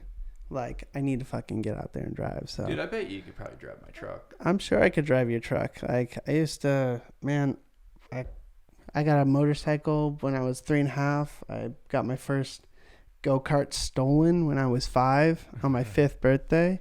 So, like, I've been a crazy, like, driver ever since, forever. So, like, it's not a matter of, like, if I just got to figure out how, like, as far as, like, where my center of gravity is compared to where your center of gravity is. And dude, I'm really surprised not one dude on Portland has a side-by-side with hand controls yet. Oh, yeah, like, yeah. Yeah, like a Polaris Razor. Yeah, I can't believe that either. That's true. Between, like, Kip, Robbie, like... Oh, can you see Ed roll up in that thing? I'm eventually going to get one. Why not? I've been in one. Yeah, they're dope. They're so comfortable. Yeah. Like, people don't get it. It's like you are fucking latched in there in a chair, riding in a fucking motorcycle. Man, with the 5-point harness, like, because when you're driving, you make a left turn, you got to kind of, like, brace yourself because you don't have any trunk control. I remember the first time I got behind a wheel in a chair was Kip let me drive. So I transferred into his van, and I made a left turn and fucking immediately just fell off to the side. Didn't realize, you don't have that. That's so good. That's so good. But yeah, so, like, I'm always bracing myself. You can make a right turn, you just gotta kind of brace yourself on the window. Yeah. Make that left turn, you're gonna fall to the right. So if you I don't know if I was gonna do that. I'd just throw on a chest strap because there's some people that do that. I understand that I spasm so much. Like for me, I have major spasms. Oh, dude, the founder of Oscar Mike, Noah, he's got these really bad spasms, and when we're driving, he's like, "Oh shit, hang on," and he knows that he's gonna start spazzing. And it's like almost a full body where his hands will start shaking. Yeah, that's me too. It's like all of a sudden I can feel it come on. I'm like, fuck. Yeah. And I'm like, yeah, if I was going to do that, I'd definitely dose, like... That happens with me sometimes when I'm driving, especially for, like, long distances. I can just tell, like, my legs are getting restless. Do you take spasm medication? I don't. The only thing I take right now is just oxybutynin for the bladder. I don't really take anything. Well, oxybutynin is pretty, like, that thing definitely works. I'd love to wean off it, but it just sucks because, if I stop taking it, then it's like I got to piss every 2 hours. Where right now I get about... somewhere between like 4 and 6. That's awesome. Unless I'm really drinking, or if I just have a cup of coffee, or that's really awesome. Obviously, alcohol affects that, but I don't really drink that much anymore. Well, I don't think I do either because it hurts. Yeah. It hurts like a motherfucker, man. It makes my body go nuts. Yeah, I don't like. I feel so fucking worthless the next day. Where it's like I'm not even hungover. I'm just like dehydrated and you can tell your body's out of sync. I think that's the good way to put it. It's like I just feel off. Well, when you work so hard to find normal, it like makes it less like enticing to go YOLO because you're like, my normal is where is my high. Like I want to get to like a functionable state, right? Like that's like my peak. And if I can't reach that, I'm feeling like I'm stuck in a shitter, right? Yeah. Yeah. So like, so we're talking about like bladder and stuff. So I have a suprapubic, and actually the reason why I have that is, I've actually caught like 2 of like the worst bugs in the world at 2 different times. So like 7 days after my injury, I had a choice to either get a neck halo or fuse my neck. And I was like, fuck it, fuse it, because I'm not staying in Fresno for 4 months. So they fused, they fused my neck and I ended up catching like pneumonia. And then I caught like the 4th deadliest bug at that time. And so I got quarantined and ended up being trached. So a good old tracheotomy. That's all from pneumonia from a surgery complication. And I dropped like 60 pounds in like 23 days at that time. I was totally out. What'd you get down to? Probably around 100, maybe 105. And how tall are you? Like at the time I was like 5'10", but I'm like 6'1" now. You got down to. Yeah, no, dude. I was like, you know, I think the lowest I was like 160, was like 165, and so I dropped like a shit ton of weight in that amount of time, and it was super hard because like coming out of that, like I was atrophied like crazy. Yeah. Having that, and so it was like that's why 7 months out, like my movement being like that, it's because I'd atrophied so hard just from post injury, and then 9 months out, I caught the staph infection of MRSA. Damn. So I got like quarantined by the CDC. Like they flew somebody out from Washington D.C. and they had like this drug and they made like 16 days beforehand. Were you still in Fresno at the time? I was in Oregon here. Yeah. So, and they were like literally like, if this doesn't work on you, you're dead. And I was like, all right. So I was like, at that time it was my, first pick line that I got put in. And basically got 10 on that. So like they were like, if you don't get a super pubic, basically you're gonna die, because you can't have urine in your bladder at any time, because of the way I culture. It's like I was getting so many UTIs. It was like massive. Yeah. And so it was like, I was basically sick every week. And so, once I've had the catheter in or the super pubic, I haven't been on any antibiotics for 10 years. Yeah. And so that's such the UTI sickness is such a shitty feeling. It hurts, man. It burns and it's draining. And like, especially when you're like, I don't know, I have a lot of partial feeling, but even if you don't have partial feeling, like just those type of endorphins make you such a shit person. Yeah, I'm the same way. And I also hate antibiotics. Like, yeah, you just feel like, oh, then you just crap your pants off all the time. You just feel so fucking weak. I think I was pooping every 4 hours, man. Oh shit. It was not fun. I'm just like, this is just horrible, right? Like that was some gnarly stuff. And so like I was on that, finally got released, and then I still had to do like at home treatments with like a pump, administering that stuff for like a month and a half. So I missed like the last ladder of my senior year due to that MRSA, basically. Yeah. But the staph infection of MRSA. So every time I check into a hospital now, I get my own room. That's nice. Dude, last annual I had to go do at the Seattle VA, they somehow fucked up and ran out of beds for me. And they were going to put me in the quarantine room. Yeah. And I was like, no, give me a pillow and a blanket. I'll go sleep in the rec room. Like there's a training mat there. Like it's not the best surface, but I'll just sleep on my stomach. Like I'm not fucking going into a MRSA quarantine room. Like, are you fucking insane? It works out as far as like, I have good sleep. It's quiet. Yeah. Do you get a full night's sleep now? Hell no.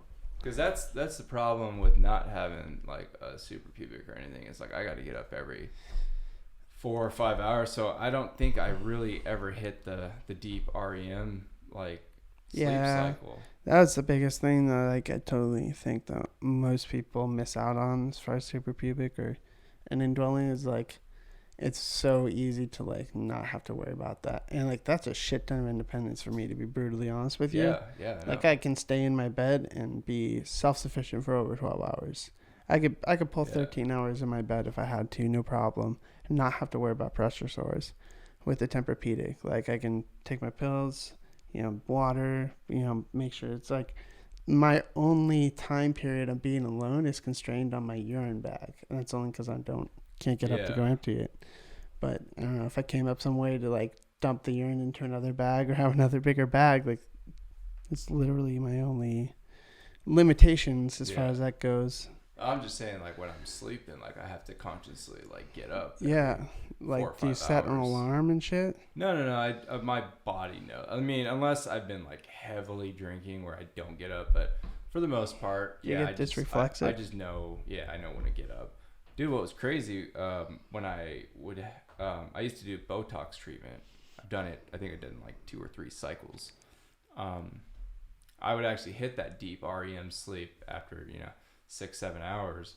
But what would happen, man, is like I would wake up and I'd just be in full AD. I mean, sweat, like literally my pillow would be soaked. My head would just be sweating like crazy. I could literally just feel the sweat just beating off of my forehead. And I would piss out like 2 liters. It's just insane. That's so unsafe. Yeah. Oh my goodness. Yeah, so I had to stop taking the Botox.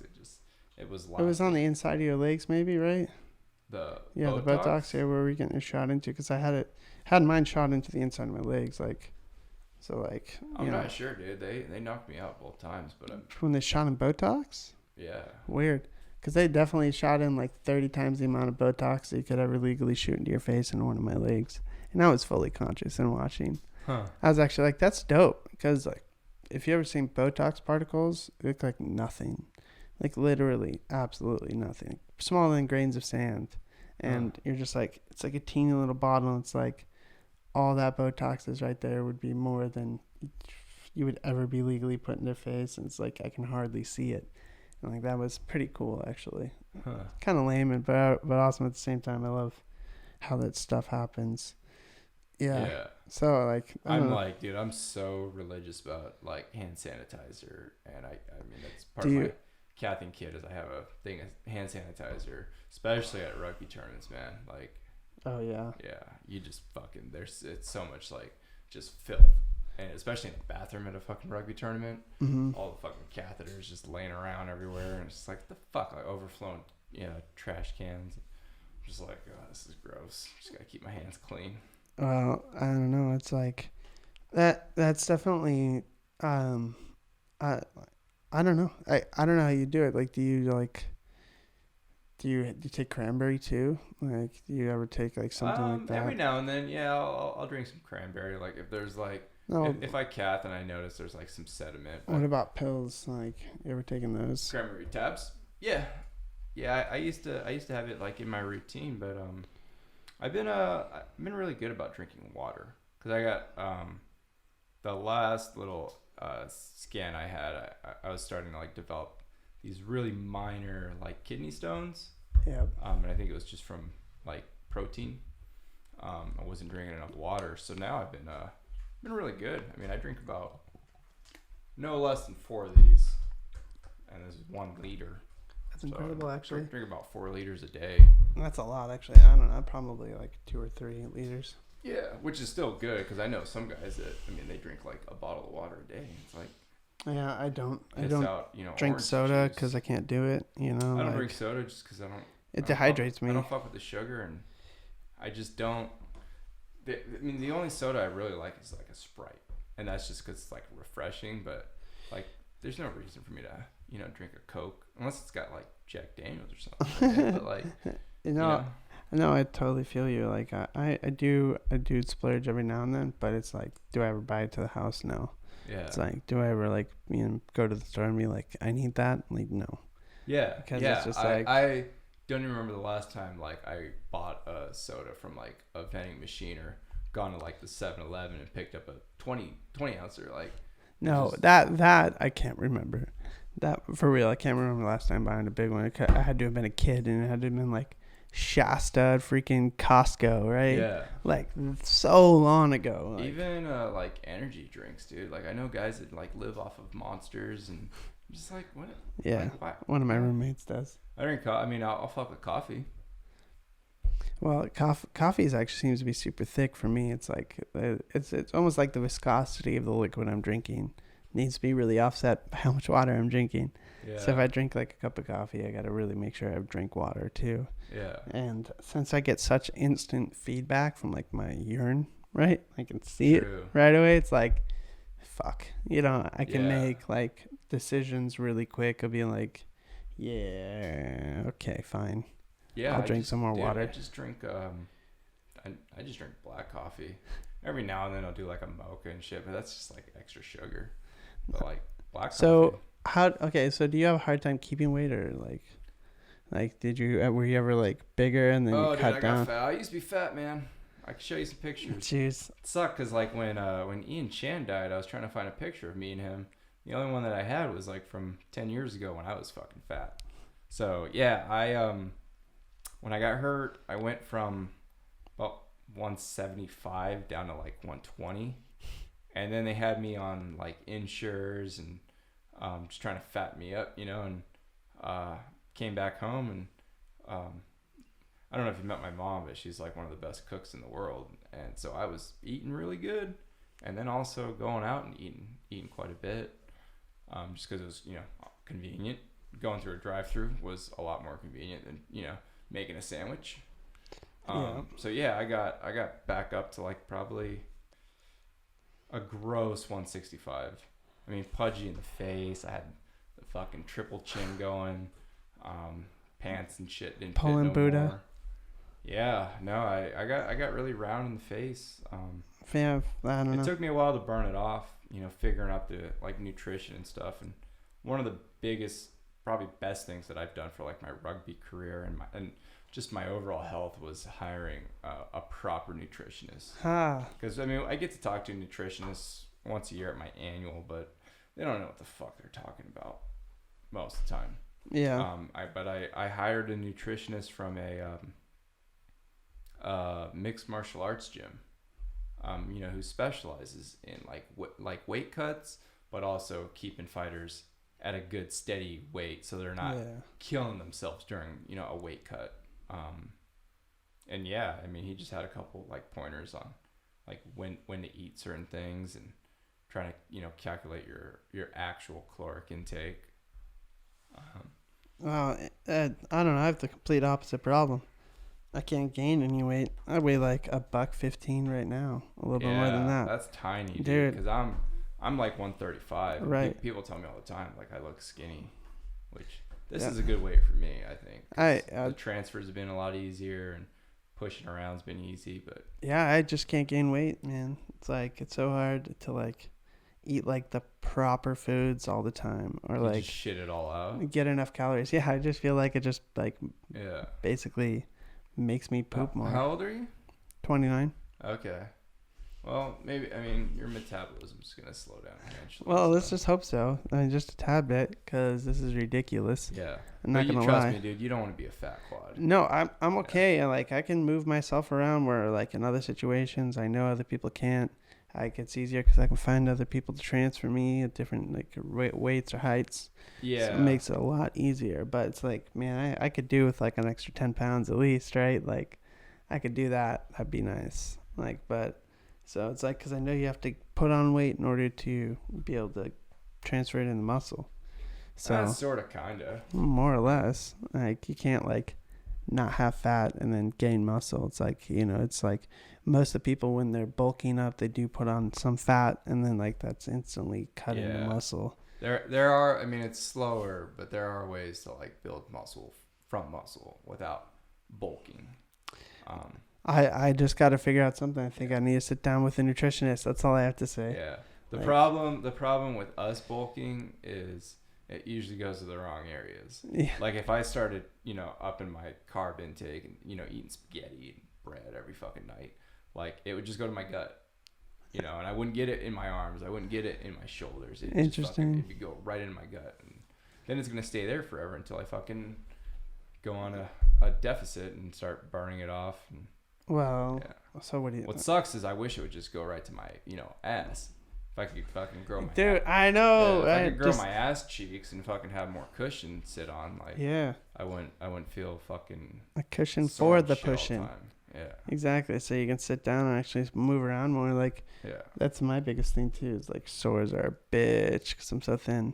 It's like, I really got to worry about where I'm sitting, what I'm, like... all this kind of stuff. Yeah. Well, I've noticed since dropping down from like 165 to my 130 is like, usually around midday I'll go fucking lay down and lay on my stomach and just, do a full pressure relief.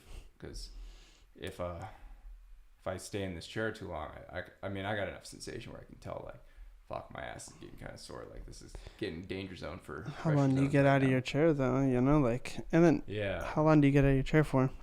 I mean, depends, but like usually I like to lay down for like 30 minutes, and that also helps with like the back pain, especially if you could lay on your stomach and like go up into a cobra position, do some like look backs and just stretch out.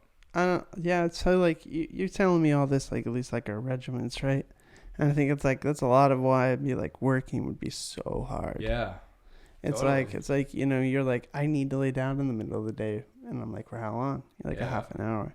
You're like, well, that's your entire lunch break. Yeah. Yeah. Like when I go to Oscar Mike headquarters, and it is like a 9 to 5 there, which fortunately, it's not really like too structured, but if I'm like, I want to go lay down, like we have an area that we can go lay down. But nice. You put that into like an office setting. Like if I got a job at like Intel or Nike or something. Yeah. Like fuck, like what am I gonna do?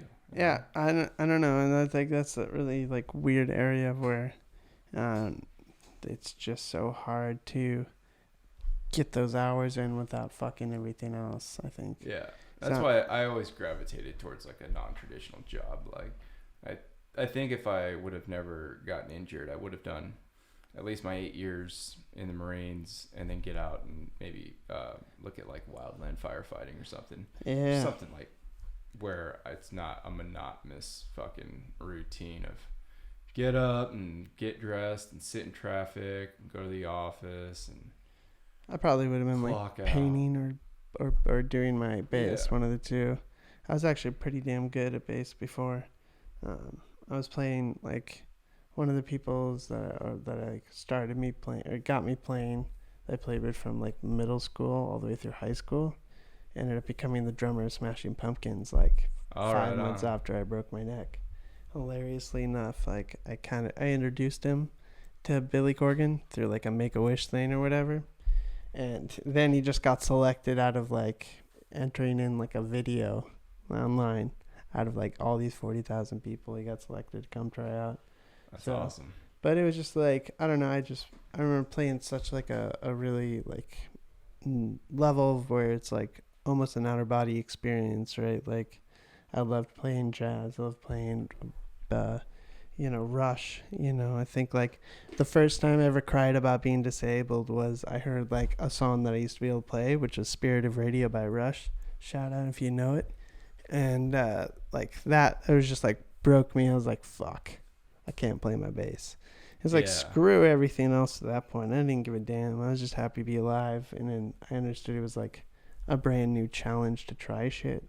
I remember being in rehab and hearing Santana's Europa. And I was like, told my PT, I was like, if you can get my hands working, like I'll go get a guitar and I'll play the song for you. That never fucking happened. Right. Yeah, man, it sucks when, cause I used to, I've obviously worked with my hands pretty much my whole life. And, having like, guitar is like my creative outlet. And then even stuff like, shooting rifles and stuff, everything's different. You just got to figure out a different way to do it. And I've actually come with an idea to play the bass recently. And like this like hand splint that came on like holds my thumb out. And I was like, this could be doable. And maybe make some like attachment to like where it's like on my wrist where I can like lean inwards or so like finger in more. Yeah. Because, you only got to hold down like one string at a time for bass at least. It's just were you like traditionally trained or can you read like music and shit? Yeah, I can read music. Yeah. I took like piano. You ever about like playing the piano? I played piano a lot when I was a kid, and then like going through, I'd also played the piano too. There's I've seen some videos of quads playing piano on like YouTube. Pretty nuts. Yeah. I do some music producing though. I do that. Yeah. So I do a lot of like my own music and stuff like that. So there I can play through like a MIDI controller or just play on my keyboard, which is like the same setup. It's closer together. And so I have like a whole bunch of songs that I basically have redone or built from the ground up. And a lot of it is like me playing and then manipulating knobs through like that. Yeah. So, like, I don't know, you probably never heard some of my stuff, but it's not too bad. It gets around. I think I've had like a couple of them played in some block parties. Can you find that shit online or? Yeah, SoundCloud.com/Jacob Wacker. All right. Wacker. I'll have to check that out. Yeah, dude, it's some good stuff. And so like going into that, it was like a really easy transition after, playing all these different musical things. And so like I like to record my friends or whatever, or make mixes because it takes me no time in comparison. I've always been kind of like an audio nut, so like I like like stereo equipment, and got into like video editing a couple years ago because I had to take a video editing class, but it's always kind of like a cool little creative thing that I was interested in, especially since like after my injury, like putting together like videos and shit, and right. I want to start doing some like I don't want to call them like tutorial videos, but like how-to videos, like for example, like a short little video of like how I get into my truck.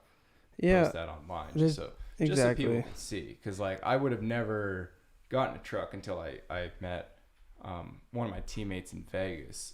He's a 0.5, but he had a Ford F-150, and it wasn't until I got like up close personal with his truck where I was like, oh shit, like I think I can actually do that, Yeah, no, I don't think it's like, for me it's like when I look at it, I'm like, that's totally possible, but I totally don't have the right equipment, like it's like I don't have the right chair to like be down that low, to be honest, right? And like then you gotta get the lift, gotta get the hand controls. Man, why the fuck are hand controls so fucking expensive? Can we just stop on that for half a split second? Why? Well, you can get the portable ones are cheap. Yeah, well, you're right. No, in general, they're stupid. Like, it's like because for what it really is, it's like it's a piece of metal. Yeah, pushing forward and backwards. Yeah. And then you make sure that you have certain settings. I don't know, like that to me is. Well, you could say that a lot with anything. Like why are wheelchairs so expensive? Why are fucking supply and demand? I guess. Why are catheters are expensive? Why are like? Well, I think a lot of it is like there's so many middlemen. Like you have like 1, 2, 3 people that are being paid off of this one. Skim off the top. Exactly, like, and then like Feist isn't plated, Well, it's like the insurance companies are always fighting with like the medical companies, but then you also have like the personal vendors who are out there, right? Yeah. That are like that's the other third party in between, and you're just like, you're dealing with your medical, your insurance, and the vendor.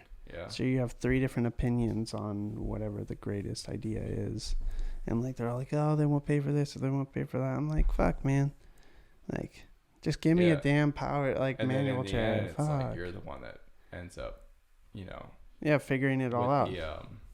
With the burden. Well, for sure, because if I would have went with the manual, I'd have to find a power and then keep that up. If I had went with the power, I'd have to find a manual, keep that up. Yeah. So have you ever tried like a power assist? No, I have not, to be honest. Like, I honestly feel like I'd probably just kill myself. Like, I don't know. Is it even that much more of a difference than being in a power chair? Like, let's be brutally honest. Like, yeah. Are you sure? Yeah. Like, it's harder work, you would say? Not quite. So I've been in all 3. Right. So give me your lowdown. What do you feel? The thing with the power chair is they're huge. You're definitely limited with your transportation. Like, of course. I'm not able to.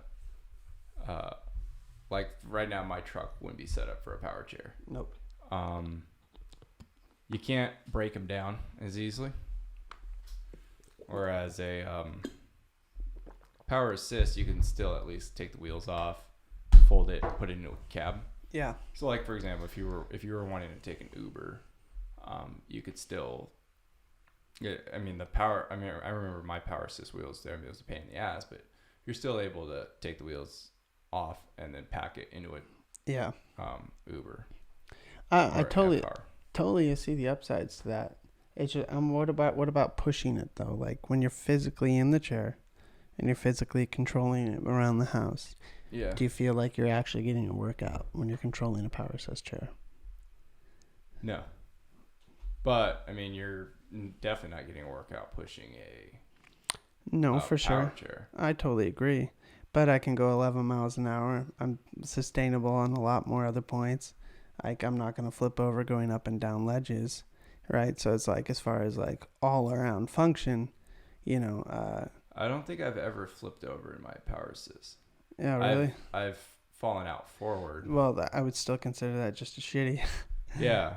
I mean, but that could happen in a power chair. Well, maybe, yeah, I totally agree. But Yeah. you know, there's precautions you can always take. At least I can tilt back further in my chair, get more of a dunk. I can also control like the acceleration rates of stuff. You know, Yeah. but I know you can do that with the other stuff. It's just like a matter of like, you know, sure, I get into that, you know, that power assist situation, but just with like being like kind of like mid-bridge level, right? As you totally get it, it's like really hard to do if you don't have funding to like get those minor things. Sure. And like that's like what honestly that's what pisses me off the most is I can't get funding to do it whether I wanted to do it or not. If I committed to going down that road of getting a manual wheelchair, they won't ever put me like they won't pay for a power chair ever again. Yeah. They'll be like, oh, you're manual assist from here forward. I think that's why the VA started me off in a power chair. Of course that is. That's because it's like, you know, once you say to the insurance, I don't need this, they're like, well, fuck it, you don't need it ever again. And you're like, no, that may not be the real deal. It's like, you know, maybe 5 years from now I might want that. Yeah. You know, I don't know what's going to happen to me. Yeah. I mean, don't get me wrong. There's some times where I'm just like, fuck, a power chair would make life so much easier. But you also got the complications that come with it. Well, yeah, you do. I think like the biggest thing is like you got to find time to work out. Like I make sure to have like a gallon of water, you know, carabiner on it, and lift that if I don't get into my rugby chair, or like make sure that like if I'm on like a down day, you know, because I'm so damn thin, I eat more that day. Yeah. Try and put on some weight or something. It's like besides like just getting in your rugby chair and pushing, like what kind of workouts are you doing? Well, I love those like pull things where you know put the weight in then you pull. Yeah. So like you can adjust them being lower or higher. Like a lever. Yeah, and so or a pulley, like a high-low pulley. Exactly. So it's a pulley. I don't know what it's called, but so like I'll do that and like hook my wrist, do outs, and I'll do, you know, downs, and I'll do inwards, and I'll do circles as much as I can, and I'll just basically like try to go for 45 minutes and, you know, adjusting my weight according to how I feel. Yeah. And like I think like one of the benefits of having like worked out a lot and having been with like done a lot of rehab is like you kind of know where your body's at, right, when you're working out a little bit. Yeah. And you know whether you can take it more or less. And also having like you know, Scott being there too is super helpful because he worked out forever being a football player. Yeah. So it's like you have like all these little like inputs of what you're doing, and like really helps like get this routine where be like I'm working this muscle group, and then I'm also like keeping my heart rate in between all these like different reps. Yeah. Wrist weights are really good too. Dude, I need to get some damn wrist weights. Yeah. I'm just wrist weights, or there's a company called Power Systems that has a weight. It's a medicine ball with a strap on it.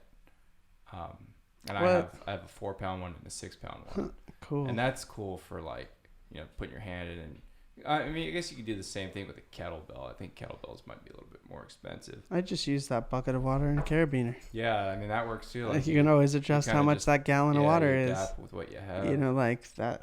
And the thing about having a carabiner is I have to keep my wrist back the whole time. Yeah. So it's working out those wrist muscles like crazy. I just started using a indoor rower that I can show you. That's it's in cool. my room. That one's cool, you know, obviously because you're inside and you don't have to fucking go get wet, like, because you can really. Once it starts raining, it fucking sucks here. But do you go out kayak, or do you go out on the water like with kayaking and shit, or?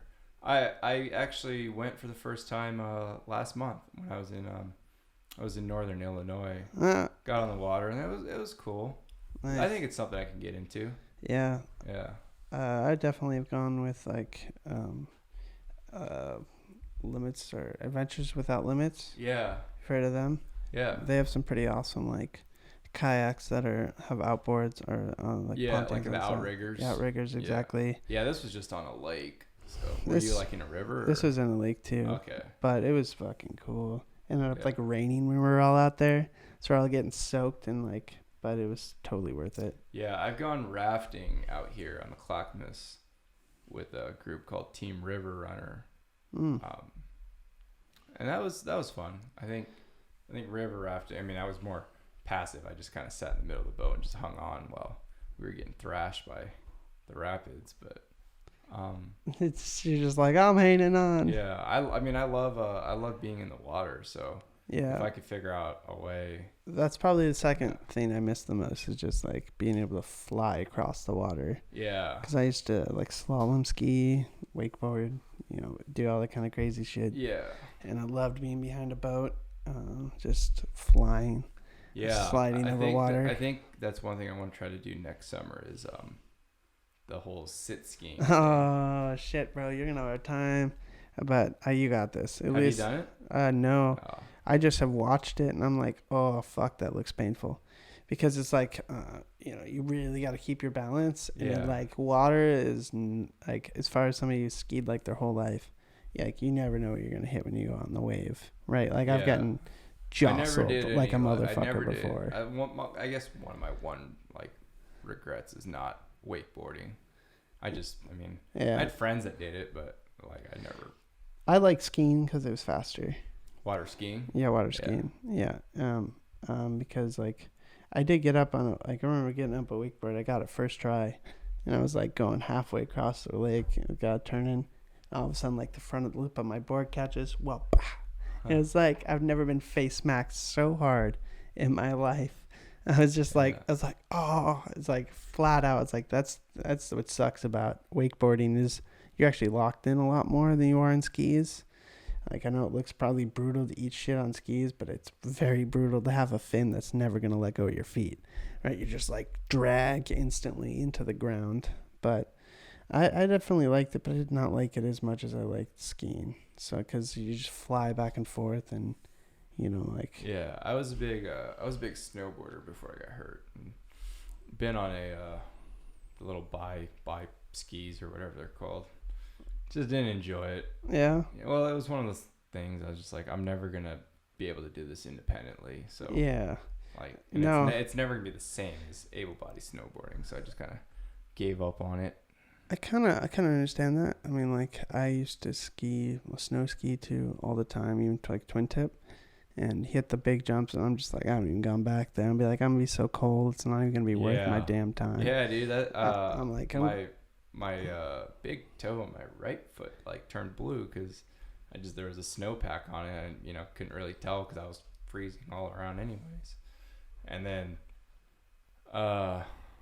coming back into the hotel room, dude, I was shivering for like 4 or 5 hours. I had every blanket on in the hotel room, the heater cranked up all the way, and still just freezing. I was just like, do I really need to do this to like enjoy life right now? I was just like, no. Definitely not. So like I don't know. It's like also you'd have to invest a lot into that. You don't live near the snow really. It's like, I totally feel you. I'd much rather spend my time scuba diving. Yep. Yeah. Well, that's badass as fuck. Like, yeah, dude. They can't be like, oh, you're not underwater. It's like, no, motherfucker, I'm underwater. It's like, I'm all the way down. Well, the coolest thing about... You skydived, you assoul. Skydiving's pretty dope, I'm doing that. I'm so doing that. Is there anywhere skydiving that is definitely more accessible. I talked when I was looking into doing it around here. The what is it? It's down south, like Skydive, Oregon. Okay. They're like kind of just outside Eugene. They said that they were willing to do it. All right. Skydive, Oregon. I'm hitting. But I've heard the one in Malala now does it too.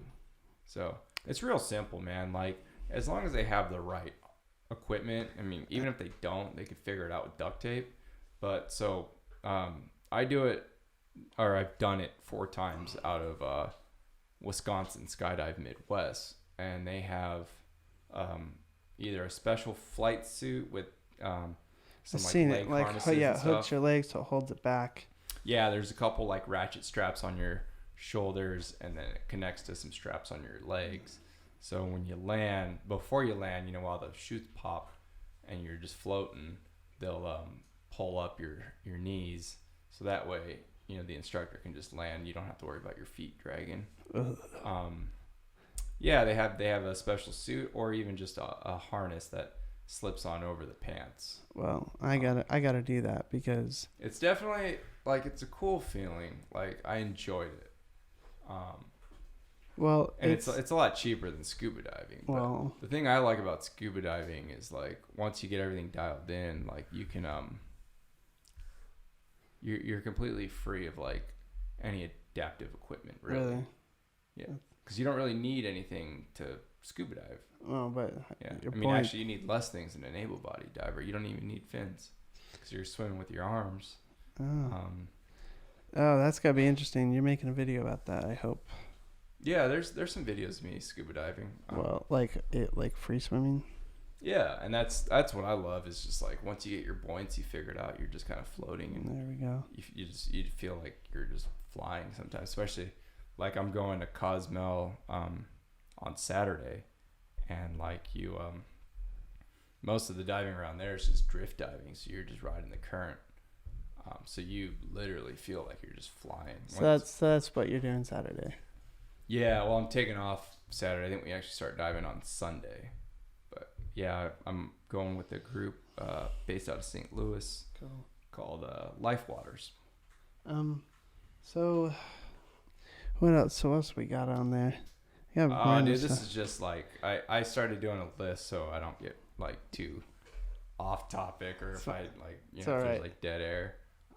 We pretty much covered everything. Other than one last thing, I got to play with your Oscar Mike boys. Yeah, dude. Actually, wanted to bring that. That was actually first on the list. You just got back from Reno recently for the Low Point tournament. That was your first time going to the Low Point tournament. Yeah, right? first time at a Low Point tournament for sure. What'd you think? Well, I think like the teams that were there absolutely slaughtered boys that were from 6 different states at one team. So we definitely progressively got better throughout the weekend. It was a noticeable be like, okay, we're bunching too low. It's like we need to spread out. We need to have someone playing higher. Yeah. Right, you're too close to the baseline because, you know, having a low point and pushing 12 seconds across the line is even harder, especially when everybody's got fucking pickers. It's a completely different game. It was so different. It's like, it was like trying to figure out how to play rugby all over again and not get frustrated. You know, I think like everybody felt that, you know, and it was like somehow we pulled it out of our ass and we were just doing better. Who took over as far as like the coaching role? Well, I mean, like, I think we all like kind of like took ideas. I think Bill was definitely there, Rob was there, and I definitely was vocal. So like, you know, being on the Pounders, and especially when training up Justin this year, it's like I literally have just listened to High Point knowledge all year long. So I was like, I know what to do as far as like where I'm supposed to sit and what, you know, he's looking for me doing, right? So that's like was interesting. So I don't know, we all like kind of got our like ideas going and things going, and like it was just trying to figure out the lineup. Yeah. And then like what to do with the lineup, and by the time we got to the end, it was worth it. So yeah, it could be. I mean, those tournaments I always look forward to, just because it's the strategy is a lot different. It's how I imagine rugby started off as, when it was just quads playing. Absolutely, maybe nuts. A little bit faster, but you know, the best thing that I enjoy at low point tournaments is like there's definitely a different mentality between low pointers and high pointers, and when you get all low pointers together, it's usually makes for a good time. Yeah, it was so interesting. We were laughing, just balls bouncing off of stupid shit. Yeah. You're just like, what the hell am I even doing? I even got a jump ball. Yeah? Yeah, the heck yeah. Hell yeah. Because like it was going to the ground. I was like, nope, this hand's going on this, pushing right into the picker. It's like, do you get to score a goal or anything? No, but I I'm perfectly fine with that. Yeah. I got a lot of good picks, a lot of good stops. That's what's up. You know, corner, right? That was what I love, when people don't respect my corner. Yeah. And then definitely a lot of still doors. So Yeah. I take pride in steel dooring. me too. When I can have somebody from another team be like, fuck. Afterwards, I'll be like, cool, that works. Yeah. And it totally worked. How was was that your first time in Reno or? No. Like third or fourth. Yeah. Second time in a wheelchair. Did you guys get into any trouble or anything? Actually, most people were like fucking tired. It wasn't like Really? It wasn't like Halloween Reno, right? Oh, where like yeah. like where I don't know. everybody turns up like 20 degrees. I haven't been to that tournament in a while, Bro. but dude, we've had some wild There times. was furries, costumes, Yeah. and like I think all Were you? I don't know if you were there in when I came back to play with Portland. Probably we went up not. to we went up to Vancouver, BC, and they had it was like Canada's National Furry Convention. yeah okay. It was, But they still doing that. That was wild. That's what I'm talking about. Oh, I thought. Oh wait. I thought you were talking about Reno. I got confused. Yeah, no. But that guy, we were talking about stupid normal tournaments. Like that's the ridiculousness. Yeah. 'Cause Well, the you- one around everybody- Halloween is always weird because that's when all the Reno weirdos come out and play. That was the weirdest thing I've ever seen. And I'm definitely living downtown Portland. The weirdest thing that I've ever seen at a rugby tournament was Nationals was in Louisville, and so you had I don't know however many gimps from rugby, like Right. let's just say like 300, 400 or whatever, and then you had it was a high school prom from a Louisville high school, so majority black, so it was we'll just call it a black prom, and then a bodybuilding competition. So like the bathrooms was an interesting situation, especially the men's room, because you got yoked out dudes applying spray tan and body oil, then you got dudes, high school dudes, looking at their perms and shit, like Oh fucking my God. checking out their hair and And then making sure everything's a whole good bunch to of go. cripples throwing catheters. Yeah, and you just got a bunch of gimps fucking wheeling and dealing and pissing, fucking. By the way, I love the word cripple way more than I love the word handicap. Yeah. Because handicap means you're only capable of holding your hand out. Yeah. Well, that's why I named the show like My Crippled Friend. Was Wow. kind of like to take that word back. Oh well, yeah, and it's totally. I mean, show people that like, all right, it's so funny. It's like it's in fucking doesn't have to be- Pokemon. it doesn't have to be derogatory. It was a crippling effect. Okay, Yeah. it's in Pokemon. Okay. Dude, my dad had a pretty funny slip. We were playing. Oh, it was actually with so I don't know how well you know Ian Chan, but Yeah. he was Portland's import for a while, and he was actually living with me while he was playing with Portland. Gotcha. So we became really close, and he's a big poker player, and so is this whole house. So we were playing poker one night, and I think he had taken a big pot from my dad, and he's like, "God damn, that last hand crippled me." And Chan's just like, "Hey, come on, dude, like dropping the C word around like that." But no, dude, I don't look at it like it's taboo, because it's only a derogatory shouldn't be. term if you let it be. Well, handicap is definitely a derogatory term. That one, yeah, that definitely sure. sounds worse That's to me. 100%. But I don't get offended if someone's like, "Hey, we got a handicap person here." No, neither do I. Like, I'm not like, "Hey, I prefer handicapable." But I think it's Or like, it's not disabled, it's differently able. Like, I think all those terms are fucking retarded. I think disabled is fine because I am disabled. It's like a car that broke down. I got a fucking flat tire. It's disabled. I think if we start applying like words and meanings to like that type of like mentality, we're really just fighting words and not necessarily the meaning. Yeah. It's like, yeah, I'm fucking need help. That's basically it. Right. It's like I need to Right. park in a spot where I can get out, or I don't get offended by being called like, "Oh, look at that gimp." Or like, and also that last thing, right? We started talking about like the thing is, I'll just bring up just like the disabled parking enforcement, right? So we have in downtown Portland, there's this program that allows people to sign up as volunteers in order to like just write tickets for disabled parking. you should get a fucking commission. Well, you should, But at this point, like, I just finished my last, like, little thing, so I just have to pass my last background check because I've had a few interviews and a background check. What all does the training consist of? Is it I'm like just going around. or? No, so it'll be out with a field training officer. Okay. So you go around and you, like, actually write real tickets for people Yeah. in those spots. And then after that, it's like free from. It's like I just volunteer. It's like I don't even know. I think like from my understanding, it's so long as I'm wearing the hat and the vest, I can write a ticket. So good luck, people parking in downtown Portland and, you know, in a disabled spot without a right placard. So Yeah. because I don't know. It's definitely a unique thing because I can't join the military, can't like join any federal agencies, can't join any state agencies, but I can volunteer for this. So Yeah, it's a good way of helping the community, right? definitely something that impacts me, right? Yeah, And, like, exactly. It's a direct impact. yeah, How many times do you go to a grocery store or like a parking lot? And it's like every day. and you don't have. It's you don't have actually every day. Yeah. It's actually every day. Or it's like I'm Yeah. just here for 5 minutes. Like, cool. You and the FedEx guy plus the guy with the U-Haul.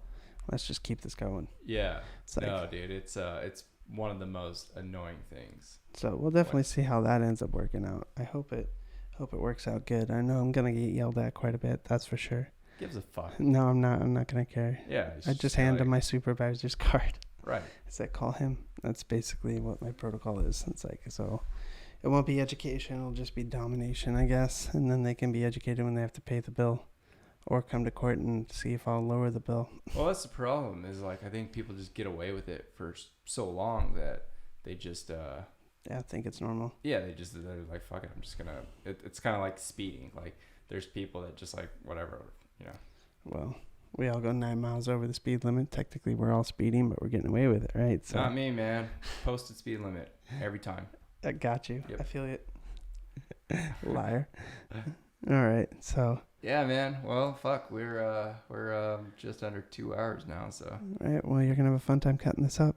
we can wrap this thing. I don't fucking edit anything, dude. Well, I've only ever had to edit one episode, and that was at the request, a very special request of a friend. Gotcha. But no, dude, I trim the beginnings and ends, and I leave the middle, and it's kind of what I like about this format. It's just like two buddies just having a conversation, you know. Well, then I'll end with an awesome message. Just do anything you want to do. Don't fucking stop. Like, even if like you have different philosophies, like manual versus power, whatever the case may be, just make it work. Work for yourself. Make it work out. You know, we all got different constraints, whether it be financial, emotional, you know, like whatever the case. And so, Do you got any shows coming up? oh no, not any shows, but Nothing planned right now. nope. All right. And That looks like Scott yep, telling us it's time to go. yep. But we got stuff to go do. All right, man. Well, that'll do it for this one. Thanks for tuning in, guys. We're out.